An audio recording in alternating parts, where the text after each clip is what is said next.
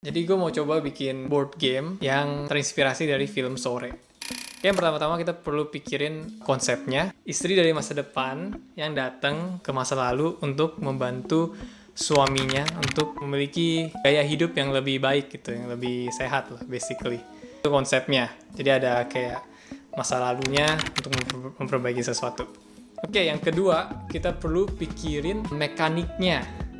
Nah, waktu gue pikirin ide ini, mekanik yang pertama kali gue kepikiran tuh deck building. Karena kalau deck building itu kan kayak kita punya satu deck, kita mainin semua decknya kita, terus nanti deck kita tuh kita bisa upgrade gitu, jadi makin bagus deck kita, terus nanti kartu yang terkeluarin makin bagus. Nah, ini seakan-akan kayak mirip Sore gitu, jadi dia kayak ngulang-ngulang terus decknya gitu, balik-balik terus, tapi setiap kali dia ngulang dia udah lebih pinter gitu, udah lebih tahu cara memperbaiki masalahnya kayak gimana. Terus juga mekanik yang gue kepikiran ini kayak game kerjasama gitu ya, jadi kayak mungkin board game yang gue mau coba bikin ini mungkin bakal bentuknya kerjasama. Oke, kita coba bikin konsep artnya dulu. Ini ide konsep game pertama gue. Jadi sebenarnya gue ada kepikiran dua konsep, cuma ini dulu. Jadi ini gamenya konsepnya yang lebih simple, main buat berdua orang, dan cara mainnya tuh kayak gabungan dari Dixit sama Codenames gitu. Jadi bakal ada kayak gambar-gambar ini di bawah. Ini ceritanya gambar-gambar Jonathan yang hal-hal yang ia mau lakuin. Cara mainnya tuh jadi satu orang jadi Jonathan yang akan milih dia mau ngapain, sama satu orang tuh bakal jadi Sore. Nah, Sore ini tahu nih kegiatan apa aja yang harus Jonathan lakuin secara berurut. Jadi misalnya di bagian Sore dia ada kayak kertas jawabannya. Jonathan tuh harus ngelakuin ini dulu, langsung ngelakuin yang ini, terus terakhir dia ngelakuin yang ini. Itu. Nah, terus jadi si Sorenya dia pegang kartu juga. Nah, cuman dia pegang kartu isinya tuh gambar-gambar Polaroid. Jadi kan ceritanya tentang fotografer kan, jadi nyambung juga.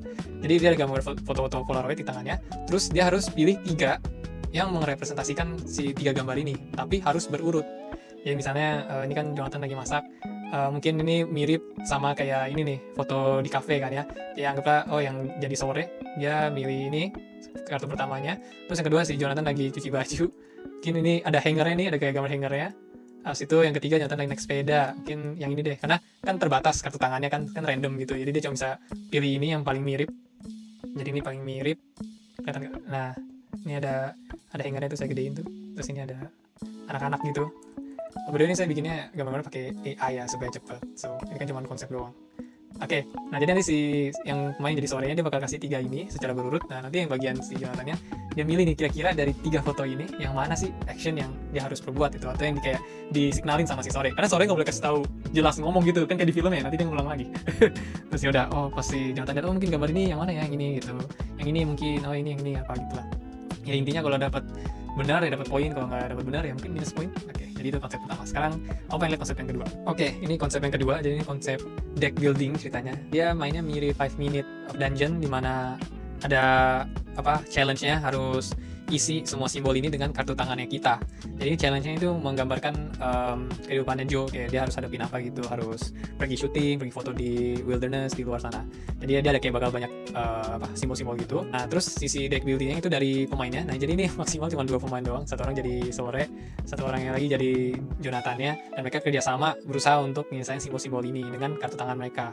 Nah, jadi setiap kali mereka pakai kartunya keluar, ya mereka nyelesain simbolnya gitu. Kalau mereka berhasil keluarin kartu yang mencukupi memenuhi semua simbolnya, artinya challenge ini udah selesai, terus ke berikutnya begitu. Nah, tapi at the same time kartu mereka kayak game deck building biasanya ada duitnya juga, jadi mereka bisa either pakai duitnya atau pakai gambar simbolnya, terus untuk beli kartu yang lebih bagus. Nah, kartu yang lebih bagus biasanya simbolnya lebih dari 1 atau yang lebih kuat lah.